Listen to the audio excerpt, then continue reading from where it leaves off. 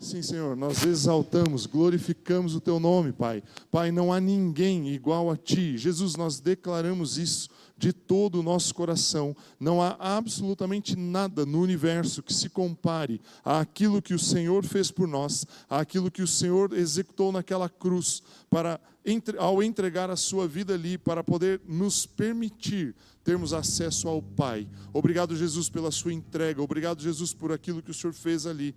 Nós te exaltamos e te glorificamos. Por isso nós cantamos aleluia. Nós declaramos que nós cremos no Senhor e louvamos o seu santo e poderoso nome. Pai, obrigado pelo teu Santo Espírito estar aqui hoje. Obrigado pela manifestação dele aqui. Obrigado porque ele está tocando nas nossas vidas e que ele possa nos ajudar a ouvir e compreender a sua palavra, de forma que nós saiamos daqui edificados, construídos, firmados na tua presença, na tua força, na graça e no favor do Senhor, em nome de Jesus. Amém. Aleluia. Quero te cumprimentar com a graça e com a paz do Senhor Jesus.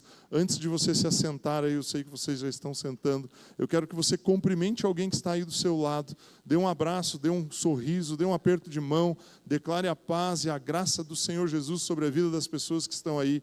Nós não estamos aqui, estamos como igreja, como corpo aqui, e que você possa cumprimentar as pessoas que estão aí junto contigo, próximas a você.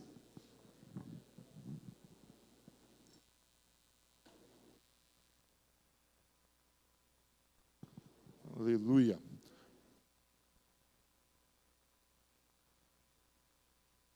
Amém. Se você já cumprimentou alguém, já foi cumprimentado, pode se assentar, fique à vontade.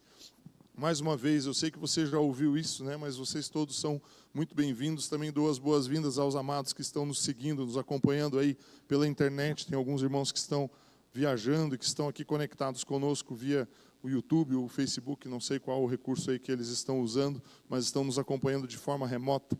E eu quero investir um tempo aqui compartilhando com você um pensamento. Na semana passada, você que não esteve no nosso culto na semana passada, ou você que está aqui pela primeira vez, se você quiser acompanhar as nossas mensagens, aquilo que é compartilhado aqui, a Comunhão Cristã Aba aqui de Maringá tem um canal no YouTube, e você pode acessar ali, Aba Maringá, no YouTube, e ouvir, ver as mensagens que são pregadas aqui. Todas as semanas nós subimos uma mensagem ali. E na semana passada eu trouxe um pensamento aqui para vocês, a respeito do texto de Isaías, capítulo 60.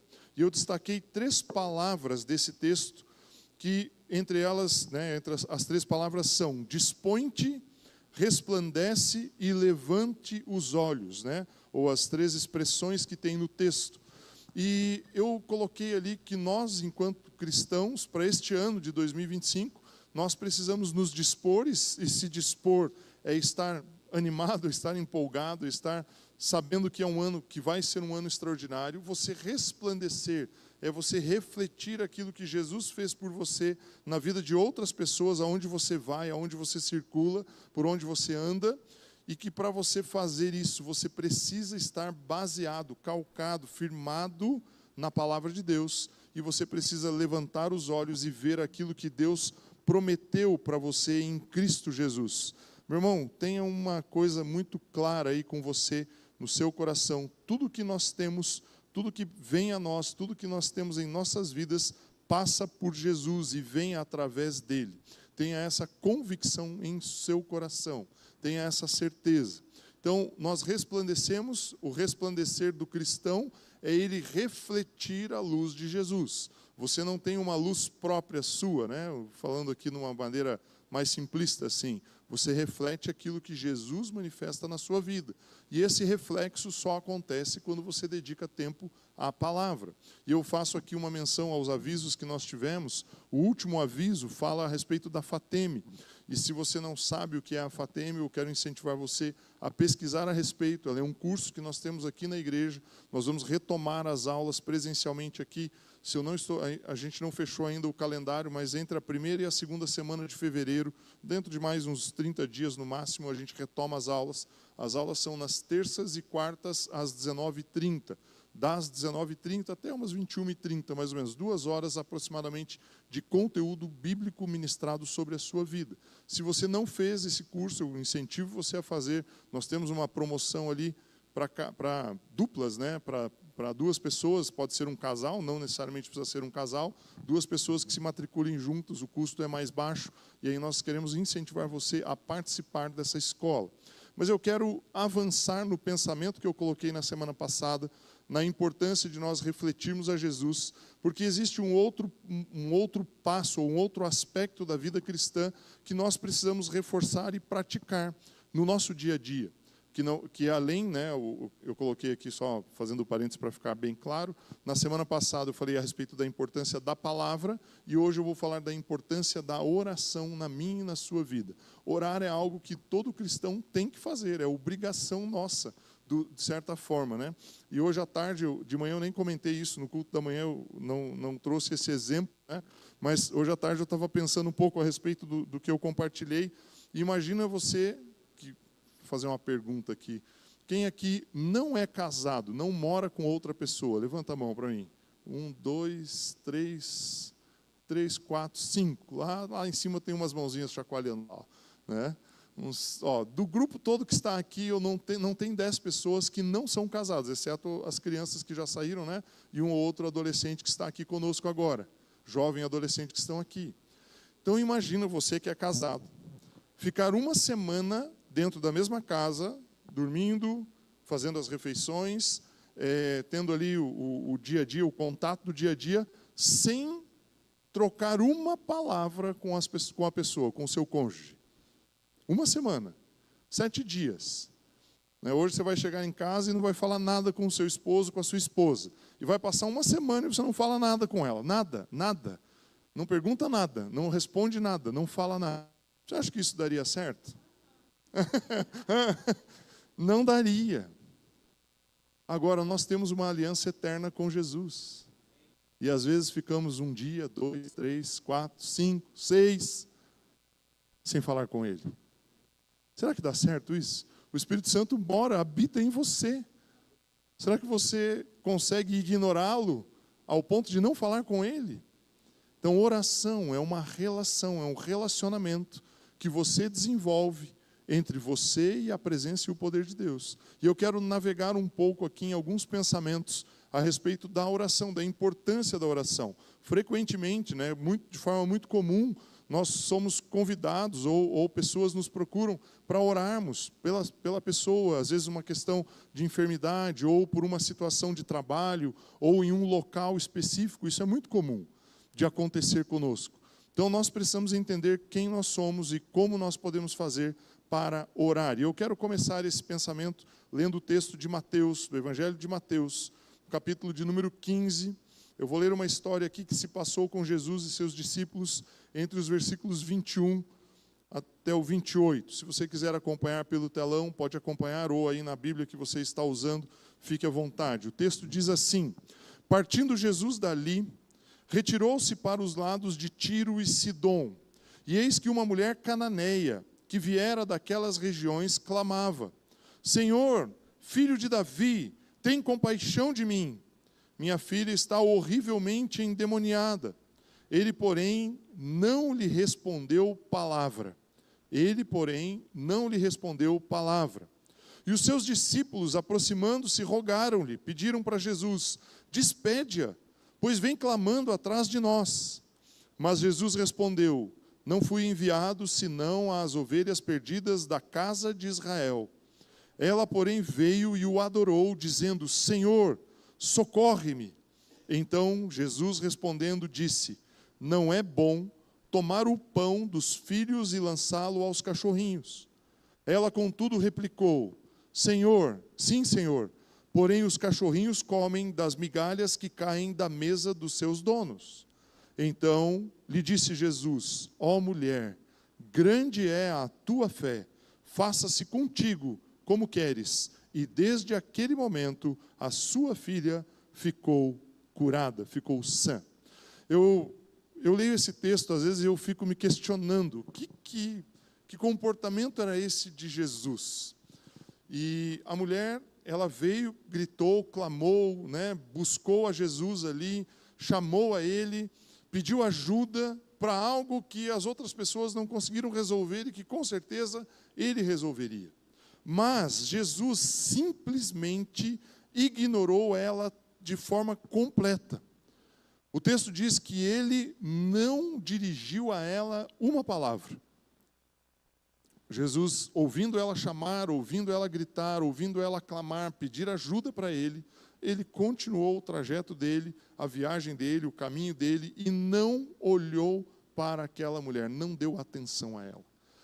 Como ela estava muito empenhada em resolver aquilo, ela continuou gritando e clamando e chamando os discípulos. Aí os discípulos ficaram incomodados e foram a Jesus e falaram: Jesus, despede essa mulher de uma vez, ela está aqui incomodando a gente, está enchendo a nossa paciência. E aí Jesus então para e fala para ela que ele não veio para salvar aqueles que não eram israelitas. O texto ali, para que você possa compreender de uma maneira melhor o ambiente, o contexto, o texto fala que ela era cananeia. Os cananeus, eles habitavam naquela terra, na região da Palestina, antes da conquista, antes do momento em que Moisés e Josué entram na terra prometida, né? Moisés não entrou, você sabe disso, mas no momento em que Josué para ali nas margens do Rio Jordão, quando eles saem lá do Egito e vêm até o Rio Jordão, e aí então eles vão entrar na terra prometida. Ao entrar na terra prometida, você sabe toda a história bíblica ali, se você ler lá no livro de Josué, eles conquistam Jericó, eles vão avançando sobre outras cidades e conquistam a terra que Deus havia prometido, não totalmente ela. E os cananeus viviam naquela região. E eles foram subjugados, foram conquistados pelos israelitas, pelos hebreus que vieram do Egito. Então, o cananeu, ele não é um judeu, ele vive na mesma região, ele compartilha aquele ambiente, mas ele não crê em Deus, ele não busca a presença de Deus, ele não tinha uma relação com a religião judaica, a relação dele era nenhuma com a relação judaica. E Jesus, ele fala para ela: olha, eu não vim hoje, o meu propósito, o meu foco não é atender você, não é buscar os cananeus, eu vim aqui para salvar as ovelhas perdidas da casa de Israel. E é essa expressão que está no texto que eu li. O propósito de Jesus não era ouvir aquela mulher, por isso ele foi tão duro com ela. Jesus, ele estava focado naquilo que ele precisava fazer, salvar os judeus. E aí então, só para que você entenda, né, esse não é o fim do propósito de Jesus, os judeus o rejeitaram, tanto que eles o crucificaram, e ao rejeitarem Jesus, esse ato de rejeição possibilitou que todos nós pudéssemos ser salvos, inclusive a mulher cananeia. Porém, naquela circunstância, naquele momento temporal, naquele momento do tempo, Jesus estava com o propósito de atender os judeus e não de atender uma pessoa que não era do povo judeu. Por isso ele foi tão duro com ela e não deu atenção a ela. Eu até acho engraçado quando a gente lê a história do cego, do filho de Timeu, porque as expressões que Bartimeu fala: Jesus, filho de Davi, tem compaixão de mim, é a mesma expressão que a mulher usou. Só que o cego, como ele era judeu, ele vivia na cidade de Jericó, ele foi ouvido. Você entende a diferença? E aí, partindo desse princípio, eu estou colocando aqui o primeiro ponto, e que você deve aí anotar, tomar nota, que é importante que você registre. Quando é que você é ouvido por Deus? Quando que a sua oração chega aos ouvidos de Deus e Ele te atende, ou Ele tem a possibilidade de te atender? Quando você está na posição e na identidade correta. Quando eu falo de identidade, não trouxe a minha aqui, pensei até em trazer, eu esqueci de pegar. Mas se você pegar a sua identidade, o seu documento de identidade, ali vai dizer o seu nome, o nome dos seus pais, o seu dia de nascimento e o local do seu nascimento. Vai trazer as suas características de identidade. E naquela circunstância de Jesus, a identidade da mulher cananeia não permitia que ela fosse ouvida por Jesus. E qual é a identidade que você deve ter para ser ouvido? A identidade de herdeiro dos céus, de filho de Deus. Por isso, todos os nossos cultos, em todos os momentos em que nós nos reunimos aqui, nós fazemos um momento de apelo. Mas só tem gente da igreja aqui, nós fazemos o apelo. Vai que alguém acorda, né? Que desperta, fala: opa, eu não entreguei minha vida até para Jesus, e resolve entregar. Por quê? Porque é importante que você tome essa decisão, você entenda que Jesus Cristo, ele veio e morreu naquela cruz, foi ressuscitado para que você pudesse ser perdoado. para que os seus pecados fossem perdoados. E você então pudesse assumir o papel de filho, como o texto que o João trouxe aqui no momento do apelo. E se tornar um filho de Deus. Todos nós nascemos em pecado, como diz em Romanos, que o texto que o João trouxe, e nós devemos crer e confessar a Jesus Cristo.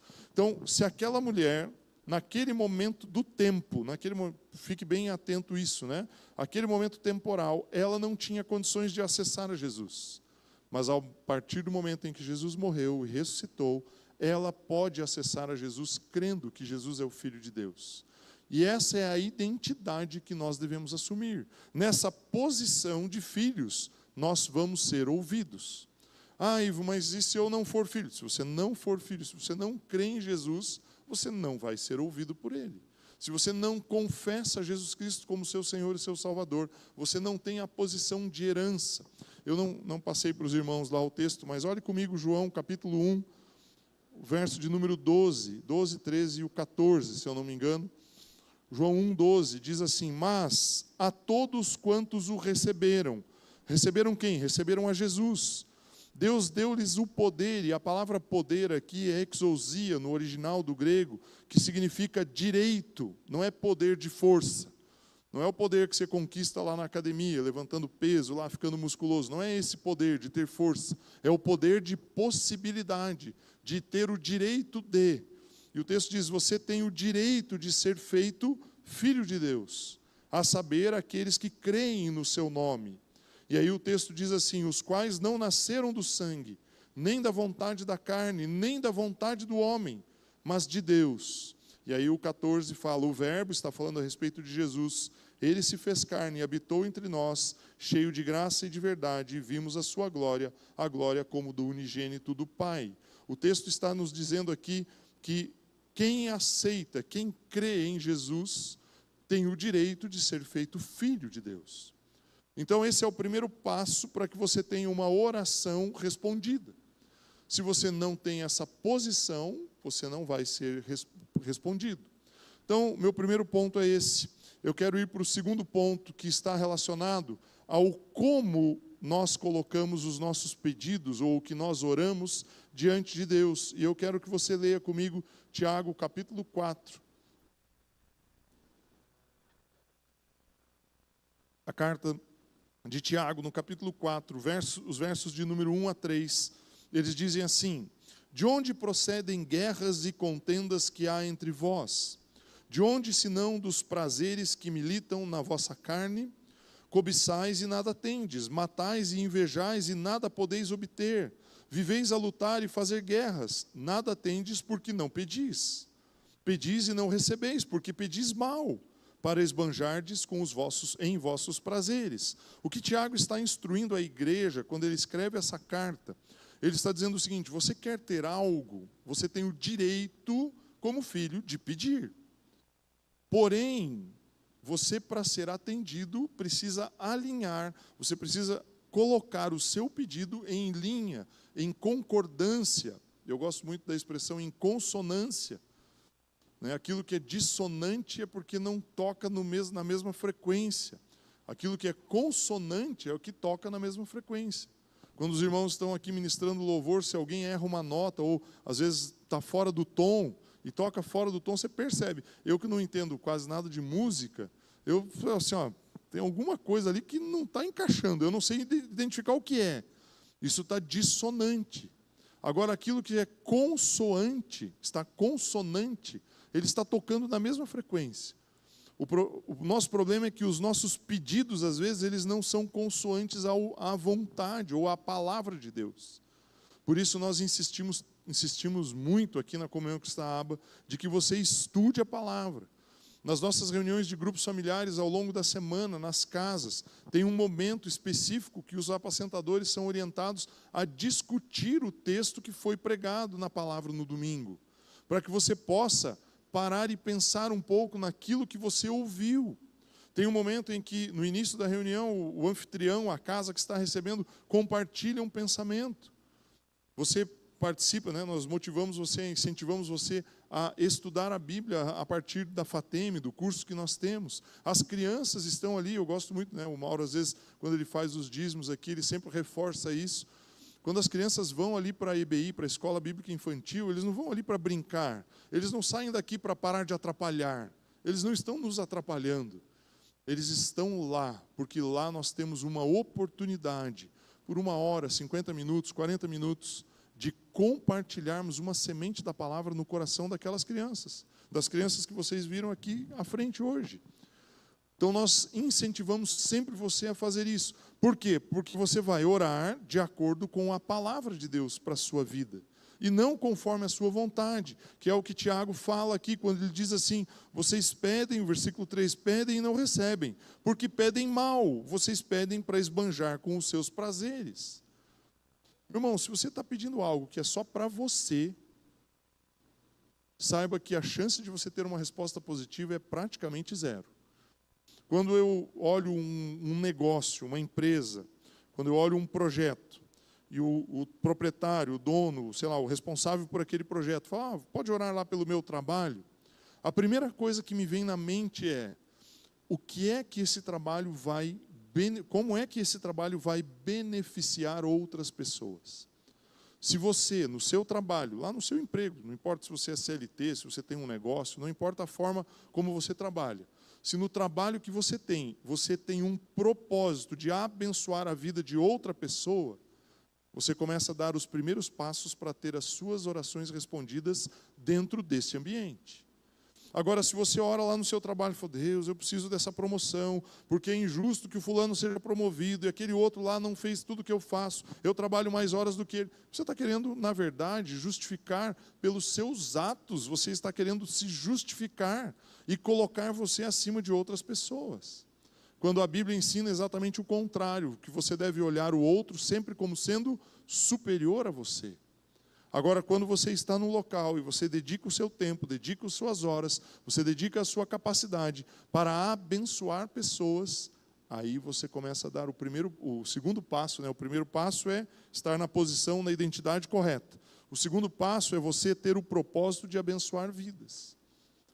Porque se existe algo que está no DNA de Deus, é abençoar pessoas. O nosso Deus, ele é poderosíssimo e ele quer nos abençoar. Ele não somente quer, como ele nos abençoou em Cristo Jesus com toda a sorte de bênçãos espirituais nas regiões celestiais, conforme o texto que Paulo escreve aos Efésios. Então você é alvo da bênção de Deus. Mas você quer, né, não estou dizendo o que você quer, isso é numa igreja lá na China, né? Mas a igreja lá quer que, lá no trabalho, só eu quero ser abençoado naquele lugar. Porque eu sou melhor que o fulano, porque eu faço mais que o ciclano. Quando você tem esse pensamento, essa atitude, ela é egoísta. E aí então você está pondo entre aspas, uma barreira para que as suas orações sejam respondidas. Então, os meus primeiros 2 pontos aqui, de uma maneira bastante clara, hoje essa mensagem ela tem talvez um jeitão, assim, um estilo mais de ensino do que de pregação mesmo, de uma mensagem, né, assim, de uma coisa muito de pregador, mas no sentido de instrução. Os primeiros 2 aspectos para que você tenha uma oração respondida, saiba quem você é. Tenha essa clareza de ser um filho de Deus. Ah, pastor, Ivo, mas você não sabe o que eu fiz, o que eu pensei, o que eu falei, tudo aquilo que já passou na minha vida. Eu sou um pobre, cego, nu, miserável, devia ser ali, morar embaixo daquela cortina ali. Não, meu irmão, você é um filho amado.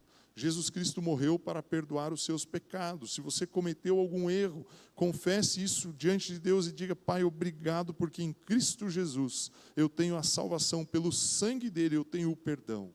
E assuma a sua posição de herdeiro. Saia desse pensamento maldito de te colocar numa posição de inferioridade. Você é filho amado. Então, essa é a identidade que você precisa ter para começar uma oração. O segundo aspecto, você vai orar de acordo, em concordância com a palavra de Deus. Esses 2 passos são básicos. É como se eu estivesse fazendo o piso desse lugar aqui, e isso é o básico. Está lá embaixo, é onde eu vou colocar os demais elementos da oração. Saber que você é filho e saber que você precisa orar de acordo com a vontade de Deus. E aí, então, eu quero passar aqui para um ponto que é um pouco diferente, que eu quero colocar os momentos que devem compor uma oração. E esses momentos, eu vou ser bem didático hoje com você, vou pôr um slidezinho ali, você vai ver os 7 aspectos aí que a nossa oração deve estar composta.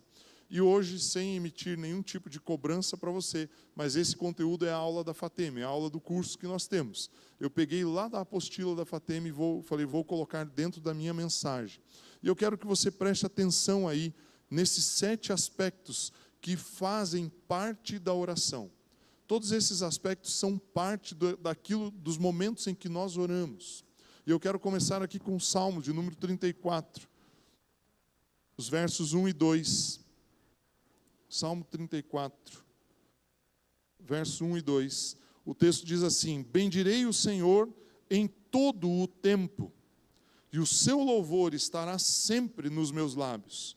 Gloriar-se-á no Senhor a minha alma, os humildes o ouvirão e se alegrarão.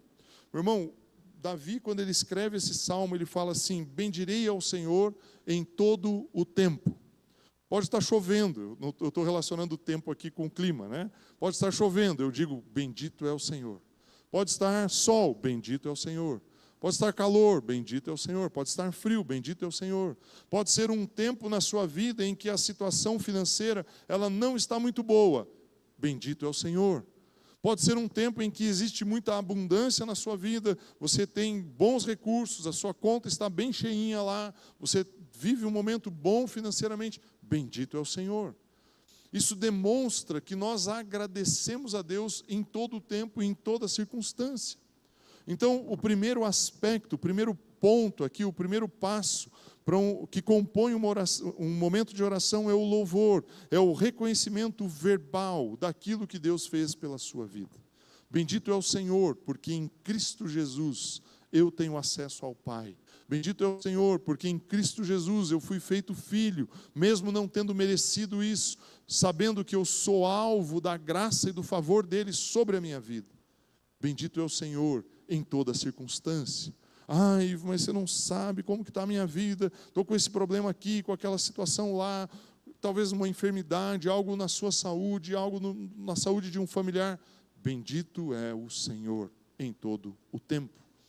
O segundo aspecto que eu tenho ali, que eu coloquei, a segunda bolinha ali, ela é relacionada à adoração.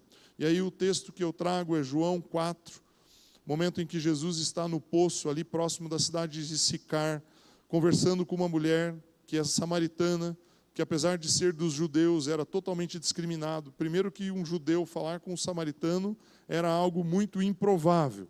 Um judeu falar com uma mulher samaritana era algo impossível. Mas Jesus, ele para e dedica um tempo com essa mulher.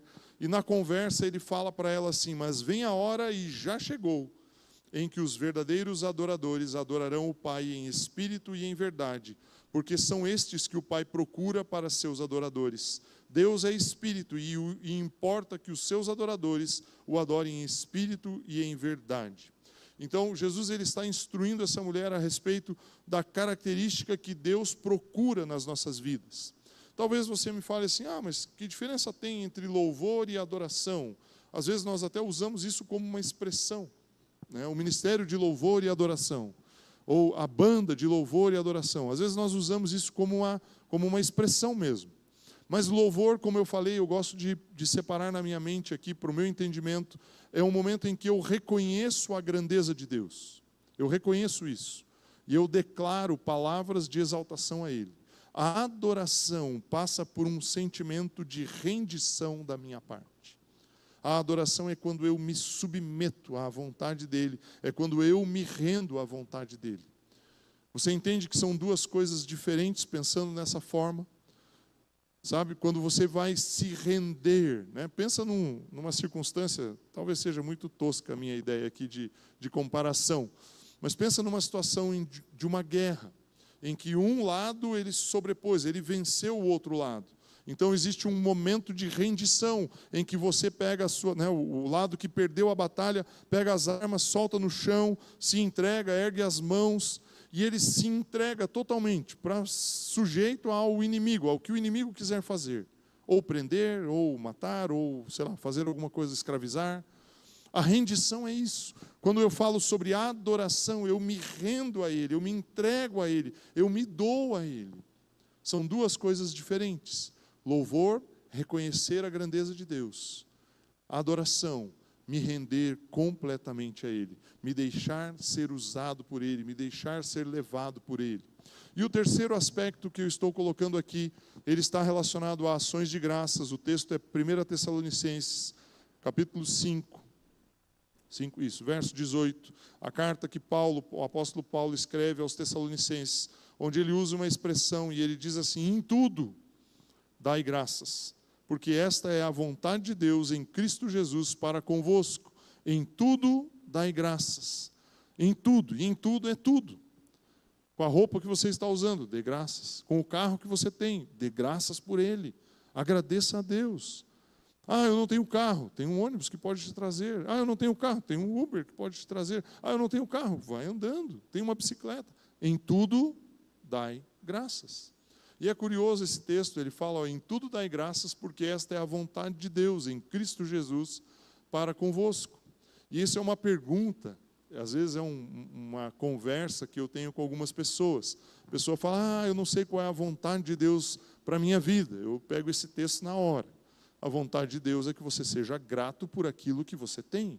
Que você seja grato por aquilo que Ele deu nas suas mãos. E aí eu fico conectando isso com outros momentos. Jesus, por exemplo, quando ele pega ali os 5 pães e os 2 peixes, diante de uma multidão, ele sabia que aquilo não daria para nada do ponto de vista de quantidade no natural.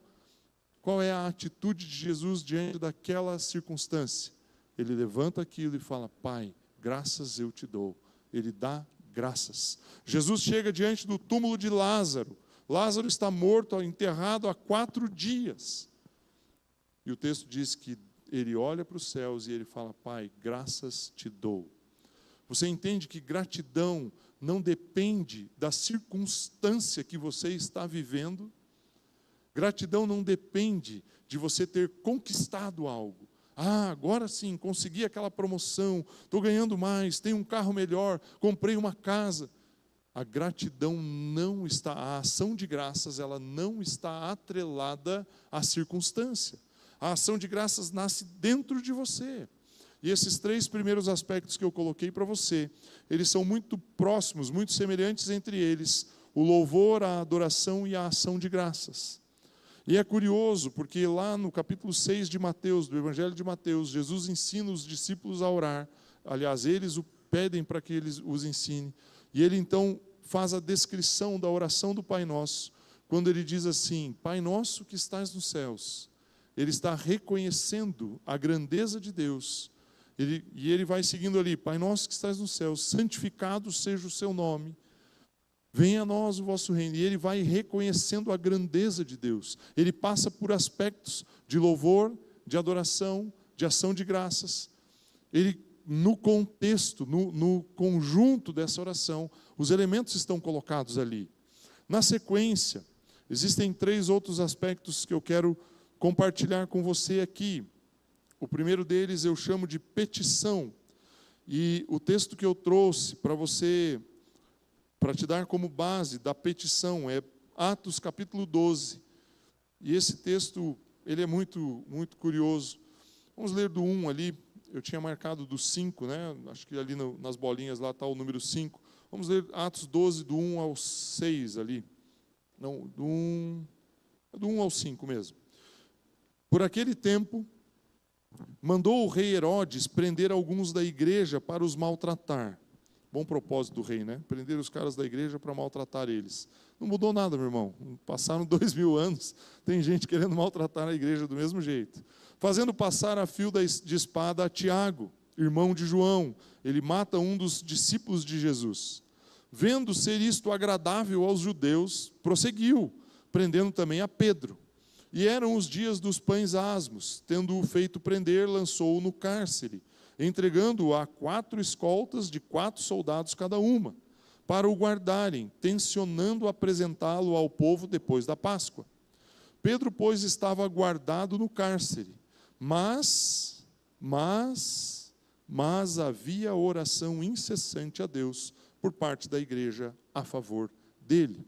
O quarto aspecto que eu apresento para você dos momentos de oração é a petição. Pensa, Pedro preso, Tiago morto. O sentimento daquelas pessoas provavelmente era: opa, o negócio apertou aqui para o meu lado. Mas a igreja se reúne na casa de uma pessoa, se reúne como grupo, e eles começam a orar a favor de Pedro. E aí o que acontece nessa história é algo extremamente curioso. O verso de número 6 diz assim: quando Herodes estava para apresentá-lo, naquela mesma noite, Pedro dormia entre 2 soldados. Você acha que Pedro estava preocupado? Seja bem honesto com você mesmo. Se você soubesse que o seu companheiro de trabalho, de ministério, de serviço, foi perseguido por aquilo que ele fazia, ou seja, a mesma coisa que eu faço, e ele foi perseguido e morto, e eu estou preso, quase sendo levado a um julgamento, você acha que eu ia dormir? Olha só, o texto continua dizendo aqui, vou continuar lendo. Pedro dormia entre 2 soldados, acorrentado com 2 cadeias, e sentinelas à porta guardavam o cárcere. Eis, porém, que sobreveio um anjo do Senhor, e uma luz iluminou a prisão. E tocando ele o lado de Pedro, o despertou, dizendo: levante-te depressa. Então as cadeias caíram-lhe das mãos. Disse-lhe o anjo: cinge-te a calça, as sandálias. E ele assim o fez, e disse-lhe mais: põe a capa e segue-me. E aí o texto, eu não vou continuar lendo aqui, ele avança bastante. Ele saiu da prisão, ele foi lá para casa onde as pessoas estavam reunidas. As pessoas nem ficaram atordoadas ali, nem acreditavam muito que aquilo tinha dado certo. Mas o que eu estou enfatizando aqui para você, existe uma possibilidade de você pedir algo a Deus. Se estiver alinhado com a vontade dele, isso vai acontecer.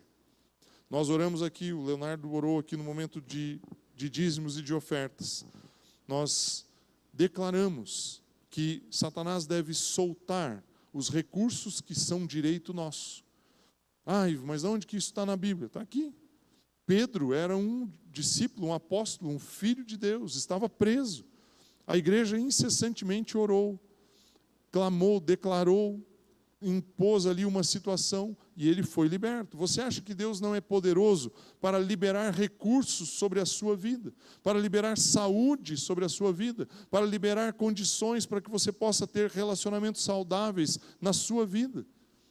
Você entende que a petição é você se colocar diante de uma situação, eu usei uma frase aqui na minha anotação, é o meio para trazer à existência a vontade de Deus. A vontade de Deus ali naquela situação não era que Pedro ficasse preso, que Pedro fosse para o cárcere. Aliás, se nós continuássemos lendo o livro de Atos aqui, você vai ver que Pedro tinha muitas coisas ainda para executar. Então, quando a igreja ora a respeito daquela circunstância, ela estava orando de forma alinhada, em consonância com a vontade de Deus. E aí então o mover, o agir de Deus aconteceu.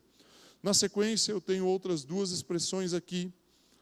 Deixa eu olhar lá que de manhã eu troquei, né? A intercessão, troquei os textos inclusive no slide ali. A intercessão, que é você se colocar diante de Deus no lugar de alguém. Olha só o que Paulo fazia. Abra comigo Efésios capítulo 1.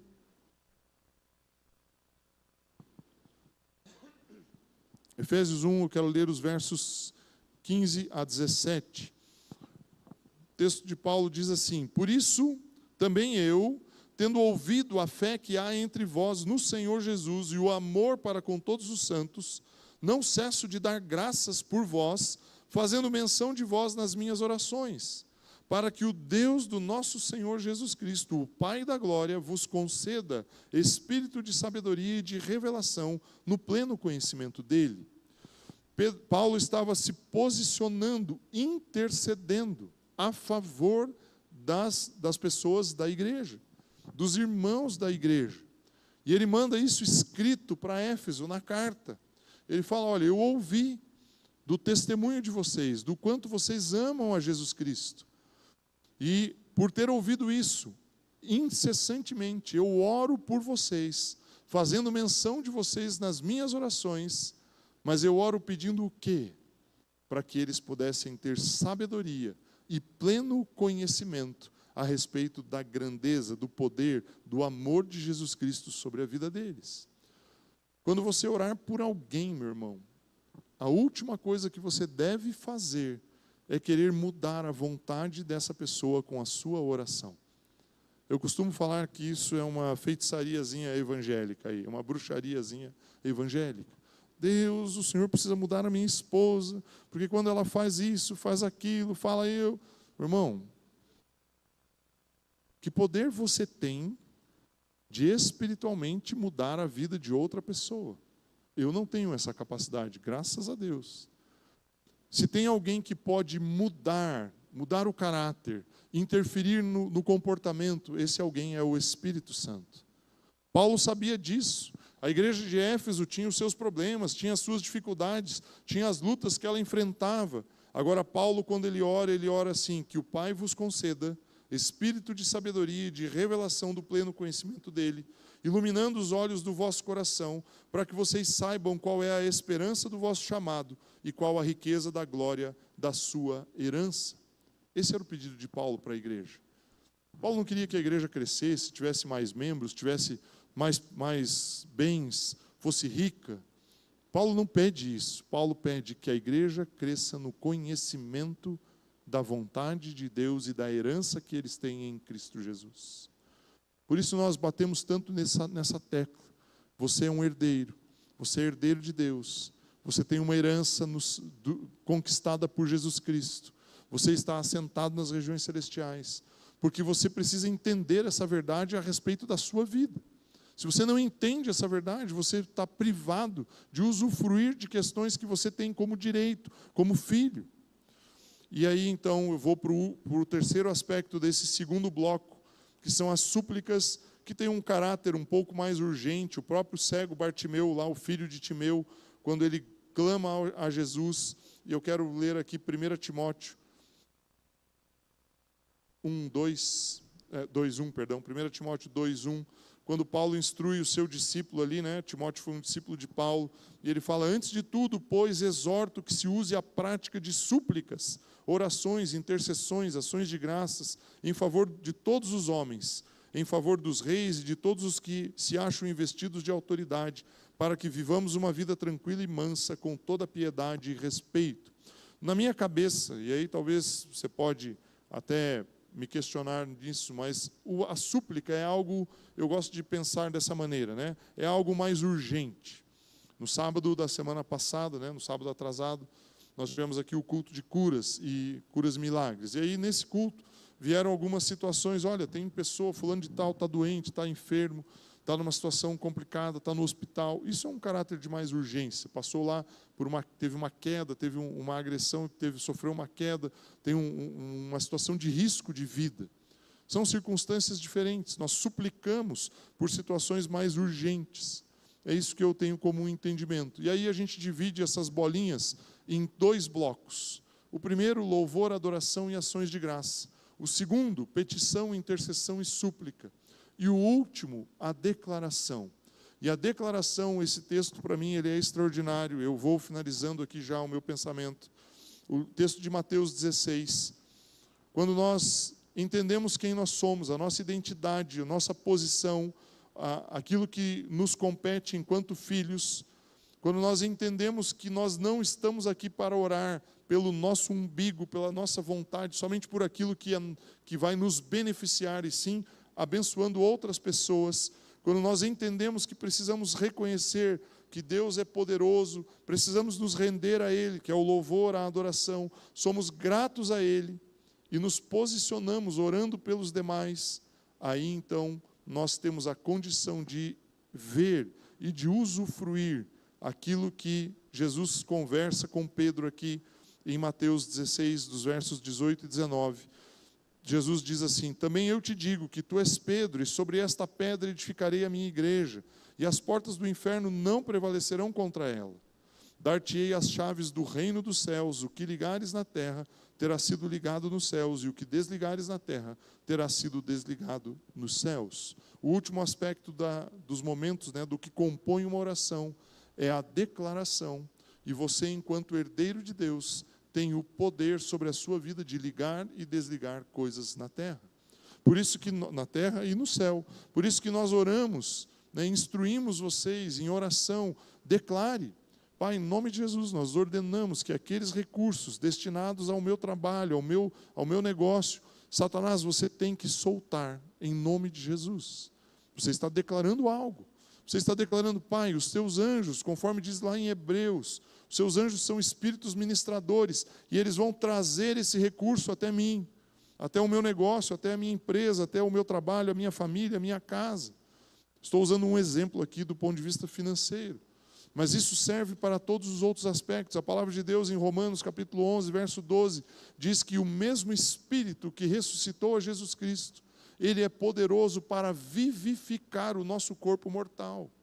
Então o meu corpo, o meu físico, o meu corpo, essa matéria que um dia vai virar poeira, o Espírito Santo é poderoso para me dar vida nele, para trazer saúde sobre o meu corpo.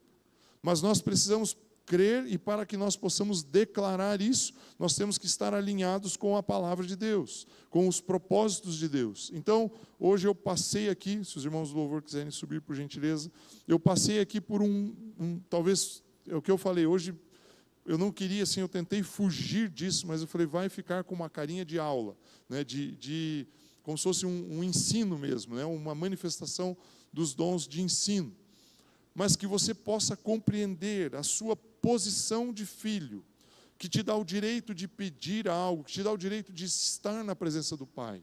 Essa posição de filho te dá esse direito de acessar o Pai, mas não para pedir para você.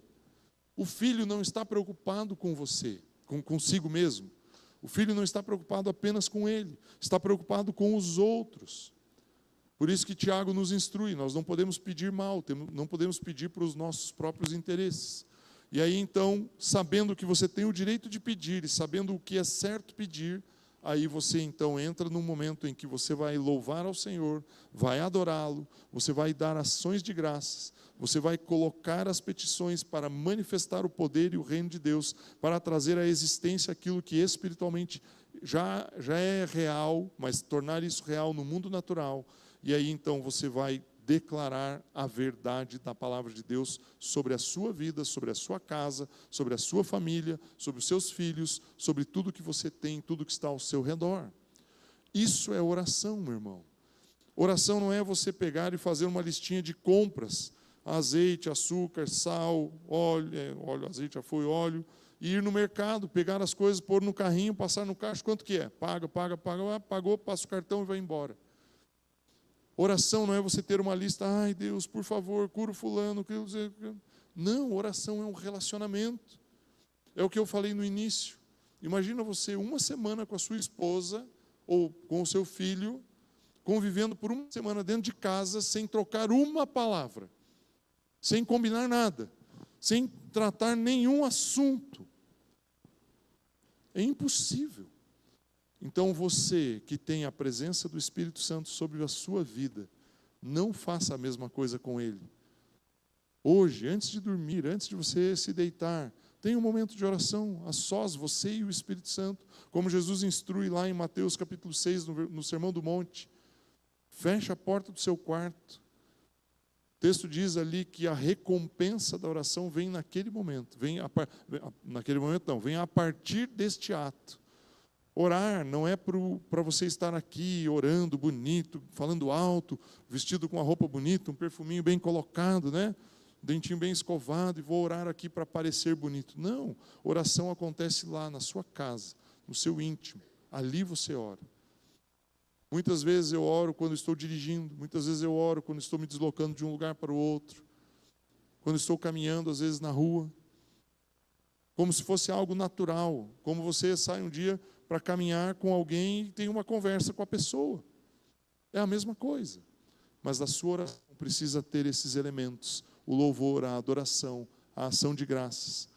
Quando você pedir algo, você está manifestando o poder de Deus. Você não está pedindo simplesmente por ser algo material, por uma necessidade. Você vai suplicar e vai interceder para manifestar o reino de Deus. E você vai trazer declarações com base na palavra de Deus. Amém? Você recebe essa palavra? Vocês estão muito quietinhos hoje, não sei se eu não fiz muita piada. Estou brincando. Vamos ficar em pé. Eu quero que você saia daqui com essa certeza. Ao longo deste mês de janeiro, você vai encontrar ali no fundo, no balcão ali atrás, um papelzinho como esse. Não sei se você que não esteve aqui conosco no domingo passado, quando nós disponibilizamos a primeira vez. Sei que eu já pedi para você para levantar, mas é só para você, para eu não deixar de falar. Pegue esse papel, preencha ele, deposite ele aqui, nesse vaso. Alguns irmãos eu vi hoje de manhã vieram colocar aqui. Aqui tem 4 áreas. A área pessoal, você enquanto indivíduo, sua área familiar, você enquanto família, profissional e ministerial. Coloque propósitos para este ano. Semanalmente, nas reuniões de oração que nós temos aqui na igreja, nós oramos por esses propósitos. Periodicamente, nos cultos, dedicamos um tempo também para orar por esses propósitos. Então, durante o mês de janeiro agora, olhe para o ano de 2025 e fale, Pai, aonde eu quero ter uma intervenção poderosa sua, do ponto de vista da minha vida pessoal, você com você mesmo, você enquanto indivíduo, o que é que você precisa que Deus interfira? Do ponto de vista familiar, do ponto de vista profissional, do ponto de vista ministerial. Ivo, mas eu não tenho nenhum ministério na igreja, eu não sirvo. Você tem sim, leia Marcos 16, o Evangelho de Marcos, capítulo 16. Você foi chamado a pregar o Evangelho por onde você passar. Então você tem um ministério aí sim na sua mão, uma responsabilidade de compartilhar as verdades de Deus com as pessoas que você conhece. Então você tem um chamado e tem um ministério aí. Então, coloque ali no papelzinho, nesse formuláriozinho que nós deixamos disponível, está ali no fundo, no balcão da minha esquerda, ali na saída. Preencha ele, traga, deposite aqui. Se você não quiser preencher hoje, não precisa ser hoje. No domingo que vem, volte, venha para o culto, deposite aqui, para que nós possamos orar ao longo da semana, ao longo dos meses, deste ano, para que os propósitos que você tem possam ser alcançados. Nós temos feito isso continuamente aos últimos, 10 anos, 12 anos aí, nós fazemos isso. Então, não deixe de fazer esse gesto, esse ato, e nós vamos permanecer orando. Feche seus olhos por um instante. Quero finalizar aqui fazendo uma oração, e aí nós vamos cantar o último cântico. Pai, nós queremos te louvar. Te louvamos principalmente porque temos o direito e o acesso, fomos chamados como filhos de Deus em Cristo Jesus. Nesta posição, nesta identidade que temos como filhos de Deus, nós nos colocamos diante do Senhor hoje, sabendo que aquilo que vamos clamar, aquilo que vamos declarar aqui, a respeito do que vamos orar, não é algo de um interesse individual, escuso, apenas egoísta, mas é algo que tem um interesse genuíno nos nossos corações para que o teu reino possa avançar. Com esse pensamento, com esse sentimento no meu coração, eu quero aqui declarar, Pai, que a Comunhão Cristã Aba aqui de Maringá irá crescer ao longo do ano de 2025. Irá crescer em conhecimento da palavra, irá crescer na experiência do verdadeiro Evangelho, irá crescer no experimentar do amor verdadeiro de Cristo, irá crescer no manifestar o amor de Cristo sobre todas as pessoas que entrarem neste lugar. Pai, nós iremos crescer na nossa fé, solidificaremos a nossa fé em Cristo Jesus, iremos crescer numericamente, novas pessoas virão, pessoas irão se fixar aqui, congregar conosco, ter conhecer a Cristo Jesus aqui, compartilhar testemunho de vida neste lugar. Nós declaramos isso como uma verdade, Pai, sabendo que isso é assim. Pai, em nome de Jesus, eu declaro, liberando sobre a vida desta igreja local, a manifestação do fruto do Espírito. Pai, a bondade, a benignidade, a mansidão, a fidelidade, o domínio próprio, a paz, a alegria, a justiça. Todos os aspectos do fruto do Espírito se manifestarão na vida de cada membro desta igreja. Pai, os dons do Espírito, a palavra de sabedoria, a palavra de conhecimento, o discernimento de espíritos, a oração em línguas, o interpretar de línguas, o profetizar. Pai, a manifestação de curas milagrosas, a manifestação de operação de milagres, a manifestação da fé extraordinária, os dons que do Espírito Santo que estão declarados e escritos ali em Coríntios, eles serão manifestos no nosso meio. Pai, também a manifestação dos 5 ministérios, ministério profético, ministério apostólico, ministério de ensino, ministério de evangelização, ministério pastoral, irá se manifestar completamente para o aperfeiçoamento desta igreja, Pai, nós declaramos que isso é um direito, é uma herança que nós temos, e nós liberamos isso aqui. Pai, em nome de Jesus, eu me posiciono aqui também, e eu declaro que toda palavra declarada que possa ser contrária ao estabelecimento deste trabalho local, em nome de Jesus, está anulada. Seja dentro de uma oração, seja dentro de uma declaração negativa, de uma maldição declarada, tudo isso está refutado agora em nome de Jesus. E Pai, nós declaramos que nós vamos avançar para ocuparmos o espaço que temos como reino de Deus, em nome do Senhor Jesus. E eu declaro, Pai, sobre a vida de cada um dos meus irmãos aqui, que nós vamos experimentar a graça do Senhor Jesus, o favor do Senhor Jesus, o amor dEle. E eu quero, Pai, em nome de Jesus, declarar agora que a graça de Jesus Cristo, o amor de Deus e a comunhão do Espírito Santo seja algo vivo e verdadeiro nas nossas vidas ao longo dessa semana, em nome do Senhor Jesus. Amém. Aleluia. Que você possa permanecer rica e grandemente abençoado nessa semana que está entrando, em nome de Jesus. Vamos louvar e adorar a Jesus, porque Ele é digno.